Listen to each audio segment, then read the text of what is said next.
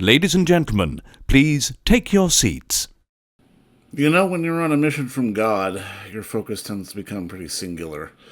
And if you're within the sound of my voice, that must mean that you're in the seats with once more. As always, my name is Dave Voigt, and I'm the host of this podcast where we sit down with a wide-ranging variety of entertainment industry professionals and we pick their brain about current projects, state of the industry, how they got started, in a light and in a conversational fashion in this audio-only format. And if you like what you're hearing, please keep listening, because you're listening right now, so don't stop. And subscribe. Hit that subscribe button, give us a 5-star rating on your podcast provider of choice. We're available pretty much everywhere, places like Apple, Amazon, Spotify, Google, and plus we archive every single one of our episodes over at our In the Seats YouTube channel, so please give us a like and subscribe there as well, because we'd really appreciate it. Also, don't hesitate to check us out on social media.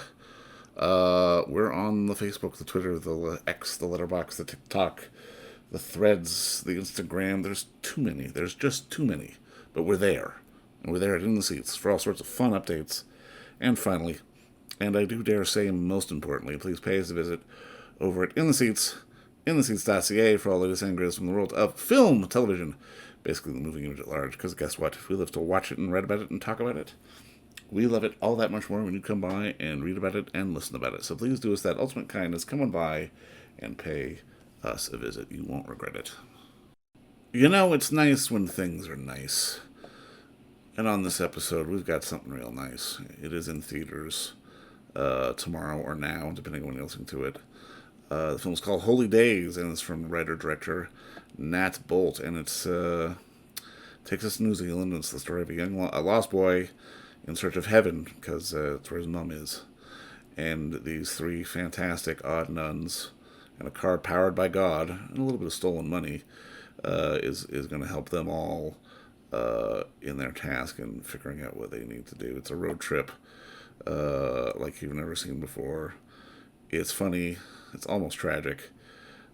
But it's one you want to, saddle up for and, buckle up for. It's a fun ride.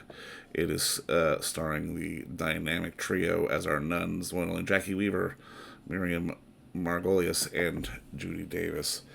And we had the pleasure of talking with writer-director Nat Boltt about the origins of the story, making this film with these fantastic women, and just the nature of it all, and having a little bit of fun with it, but also telling a really sweet story all at the same time.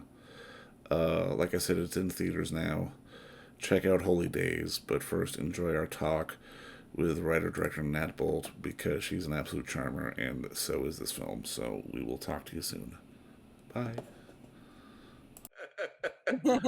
Obviously, just thank you so much for the time. And I mean, I got to watch the film last night. What a charmer. Congratulations. Oh, thank you. Thank you so much, David. No, I mean, I guess the first question was, what was sort of the inspiration or sort of the origin of this story? The origin of the story is a book called Holy Days by a very famous author called Dame Joy Cowley. And I had worked with her before on a short story. My first short film was one of her short stories.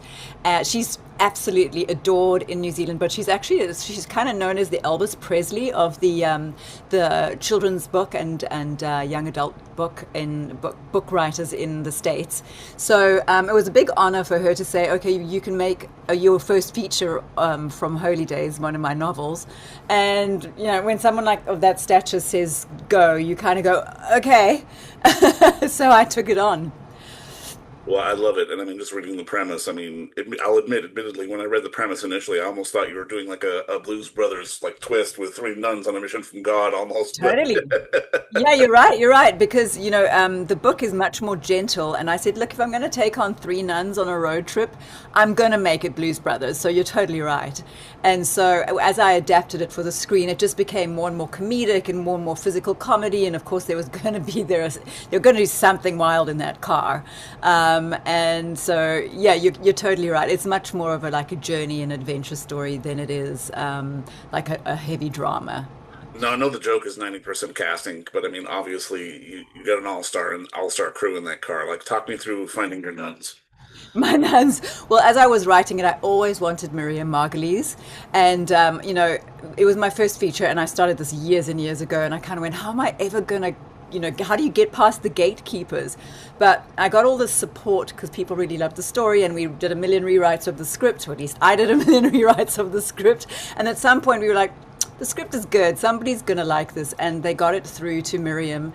And I think it was almost instant. She just went, I love the script, I'm on. And then once Miriam came on board, then Judy Davis kind of went, well, if she'll do it, I'll do it. And then right at the end we got Jackie. Love it. Love it. Now, I mean, I gotta ask because obviously you have an extensive career as an actor as well. Like, are you the actor who's always wanted to direct, or are you the sort of or have you been the suppressed director, sort of acting all this time when it comes to story? I think it might be the latter.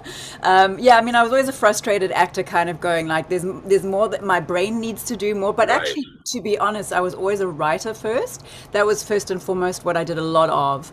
And then I had a hankering to get in front of the camera, and I wanted to be seen. And then I got that. I got all of the sort of exposure, and then went, okay, so that's what that feels like. I think I still have more that I want to give the world. And so when people were kind of sitting in green rooms waiting to go on set as an actor, I was always in my trailer going tuck, tuck, tuck, tuck, on my Right. on my laptop going, you know. I think this is the other part of me. It just took a while to get to this sort of level. No, I mean, it is one of those things where I can, doing shorts and doing other stuff is obviously all well and good. I can imagine jumping to a feature is a different beast entirely. Like, how was that experience sort of making the leap? Yeah, the leap is always large, and I think that's why it's so hard for so many people to do, because you have to, people have to trust you with their money and Yeah. and their budget and their expectations.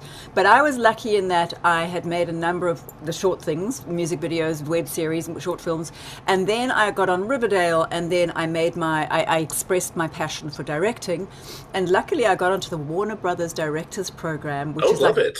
yeah, yeah, it's like boot camp. They just like whip you and beat you, and 6 weeks later you come out and you're like, okay, I can do it faster and better and to budget and on time. And no, I'm just joking. Of course, we had amazing just trainees from the DGA, trainers from the DGA, and so I came out of that and I was well trained, and then I directed Riverdale, and Riverdale is its own like training ground because I was on for 7 seasons behind the camera, but then I directed as well. And when you're working at that level with that kind of like well-oiled Hollywood machine, Oh, you totally, don't, yeah. yeah, you don't mess around. You get it done, and you have a lot of support getting it done. And so I came out of that onto my first feature, and that's those two pieces, Warner Brothers and Riverdale, I would say definitely like got me ready for my first feature. How does the boot camp or the workshop help you, even as an actor, sort of direct these other actors who I can imagine to a certain extent you look up to? Because obviously, like I said, these three women are absolutely icons. Yeah, you bring your A game. You don't come unprepared for that level of actor. So like the Warner Brothers program was amazing in that they would go, okay, so you've got a script and you know how to direct and you know how to talk to camera people, etc., etc. But what happens on the day when you come in and these actors don't want to be in the same scene together because they've just had an argument? This is your curveball. Go, Or there's a disaster with the wardrobe and the actor's wearing something that looks exactly like the couch and we can't see them. Go. So you're having all of these like really interesting curveballs thrown at you, and you have to cope and swim and not panic. And so that definitely prepared me for that. But as an actor, I would say my entire career as an actor and working with really high level people, I could always just see what they needed, and different types of actors need different things. And there are incredibly accomplished people that I've worked with, and amazing directors that I've worked with. And so I just kind of took what I admired from the various directors, and I listened to what different types of actors needed. And for me, there's one basic rule with an actor, which is just listen to them, make sure they feel heard and that you have trust. And so when you have actors like Judy Davis and Miriam and Jackie, who have literally every high-level major award under their belts, you take their notes, you listen, and because I'm the writer of the script, I'm able to adjust that Of straight course. away. Yeah, which is a real kind of blessing, because I know if there is a note from an actor how it will affect the whole film. And if it's going to be good for the whole film, then I can just change it straight away. And if it's not, then I can give the counter argument of why we would have to sort of come to a compromise. For sure, But for sure. yeah, but it's quite quick, and I knew everything inside and out because I'd been developing the script for so long. So I always knew the answer, which really helped me.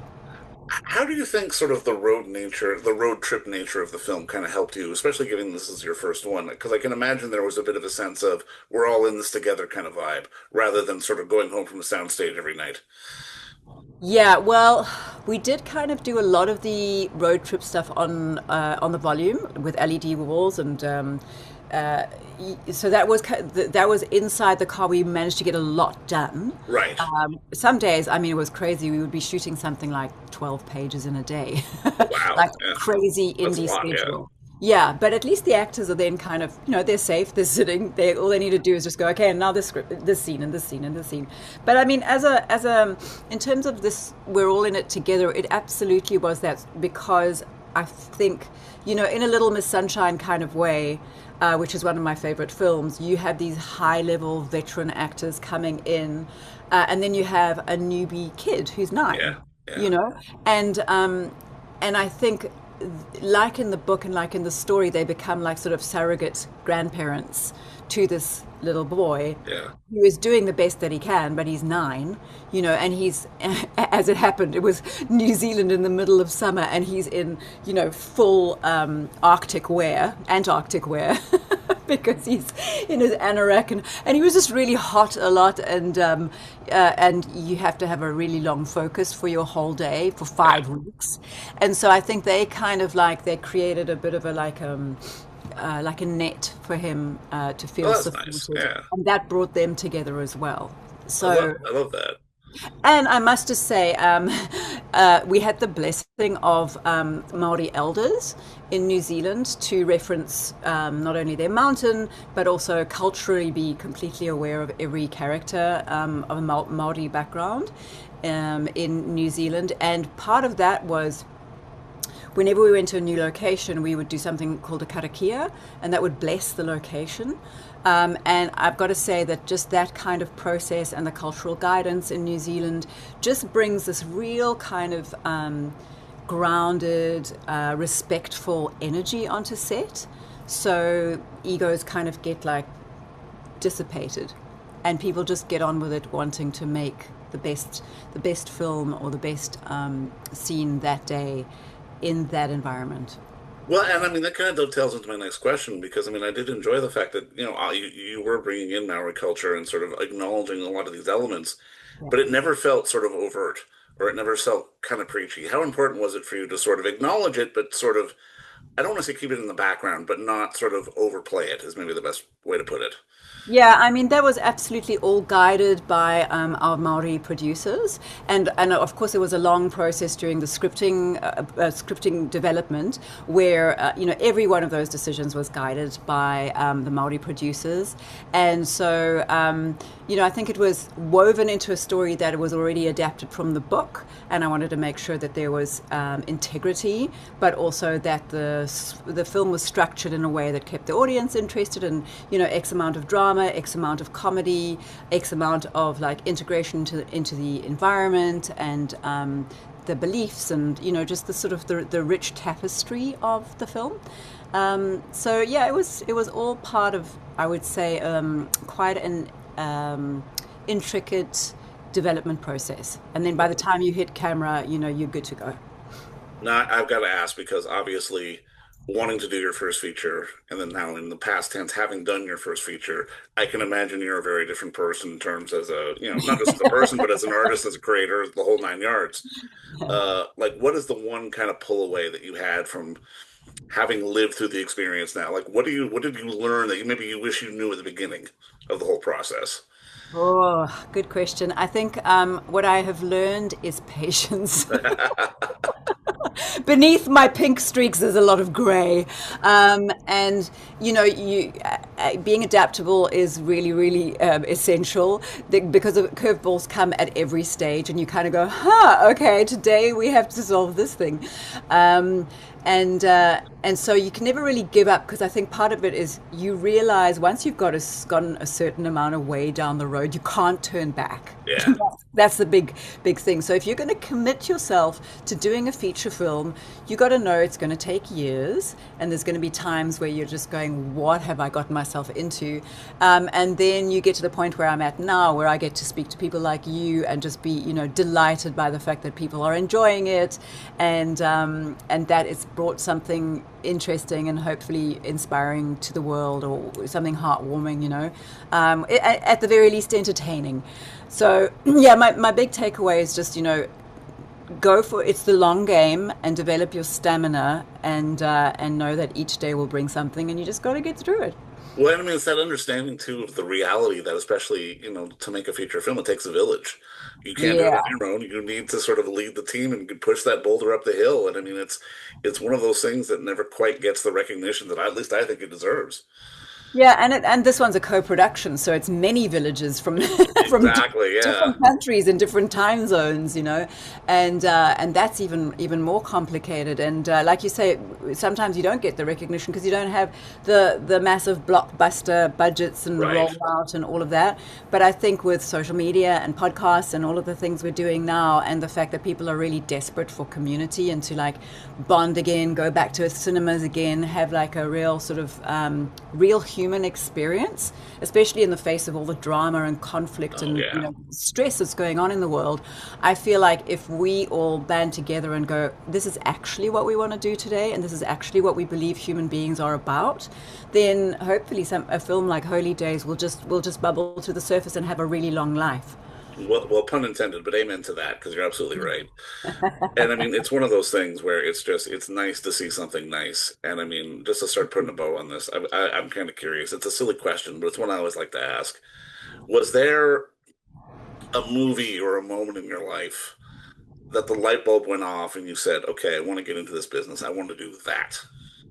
Yeah, oh, absolutely. I mean, Stand By Me was probably one of those light Love bulb it. moments. Yeah. Yeah. Yeah, I just always assumed I was a little boy, because when I was growing up, all those heroes, all of those massive moments where you just think, oh, I think I'm forever changed. They were always like these guys, these kids going on a journey, the Goonies and Stand By Me. And recently I was like, Throw Mama from the Train. That was also. Right, right, right, right. And then it was only later in life that I realized, oh, I don't see any women or any girls on these adventures. And of course, that's improved somewhat. But for me, I realized I need to do that, but I didn't need to do my version where I can see my kinds of heroes. And for me, that is women of any age being brilliant and funny, and just showing their incredible talents on the big screen. And I think with Holy Days, it's such an unusual and unique story, and that's why it sold out on Super Bowl Sunday, and we've had number one at the box office down under. I think it's because people, and women especially, but not just women, embrace this different kind of hero on screen. Like it's Yeah. almost an anti-hero. Yeah. And I mean, it's so rare these days to have something that is so sweet and so genuine, but also at the same time so howlingly funny. Thank I mean, you. I think you've done that here with this, but I mean, honestly, again, just congrats on the work, and I mean, enjoy your trip and your tour with the movie, and just thank you again for the time and the insight. I appreciate it. Thank you so much for your lovely words, David. And to everybody out there, enjoy Miriam's bottom. Say no more. Say no more. Spoiler, but Spoiler. teaser, absolutely. Who's Miriam? Yeah. Thanks again, Nat. We'll see Thanks, you soon. David. And don't forget to visit our friends over at Bay Street Video for all your DVD, Blu-ray rental, or purchasing needs this summer, as they are still open for curbside and some mailing delivery as well. Over at 1172 Bay Street, Toronto, Ontario, Canada, you can give them a call at 416-964-9088. That's 416-964-9088. Or send them an email at baystreetvideoto@gmail.com for any of your DVD and Blu-ray needs.